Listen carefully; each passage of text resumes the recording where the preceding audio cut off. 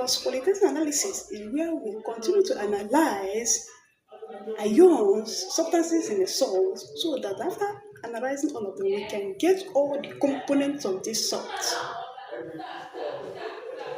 that form the compound, and we can even identify the compound, name the compound. So let's begin. The examiner may also ask you, take the residue, then add distilled water. When you add distilled water, there's nothing will happen. Then they will ask you again to heat the residue inside the water. To heat it. Immediately you heat it, you will start to find that is forming a colloidal solution, of a gel-like substance is being formed. Because starch is the only thing that when you heat it in water, a colloidal solution is formed. It is not a clear solution. It must be colloidal. You cannot see through the solution. Or to confirm it, ask you, take another portion of the sample, the residue. Take another sample without adding water. Add iodine solution. To confirm very well what we have quoted before, that it is starch.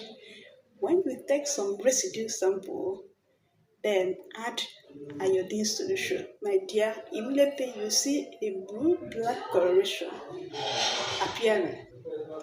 This confirms starch. People may be asking, if it is starch, why are we dealing with, maybe when you add water, distilled water to starch and heat, the next thing we're expecting is ferrous solution. But there is no ferrous solution in the wire guide. So there's no need. Maybe they will not move so far to that, because my colleagues I'm talking to, you will look at the guide, the yellow pepper or the white pepper. You look at the guide before you carry out any experiment. You see where the examiner wants the students to do, what they are going, the way they are going, the channel they want students to move.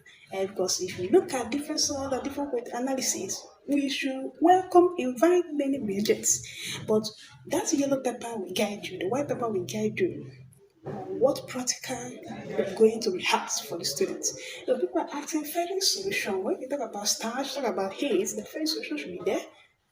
Please. It is not enough. Since it is not there, why you do not want them to move further to that side we're going. That is, when the starch will hydrolyze by putting the ferrous solution, the other thing, hydrolysis is splitting the starch to form disaccharides or monosaccharides, which can give a positive effect to ferrous solution. So there is no way. They don't want that. They don't want that side. They only want it to test for starch, whether reducing or no reducing should not even come in, because the reagents for that are not in the yellow pepper.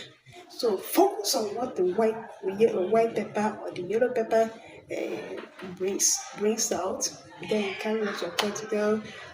For the calculative part, quantitative analysis, I hope you have already coached your students. In some calculations, we have our acid, which is H2SO4 and NaOH, binding together to give us the salt, and determining the endpoint at which they reacted, and calculating whether the amount in moles of the acid used or the amount in moles of the base used, and also calculating either the concentration of the acid or the base.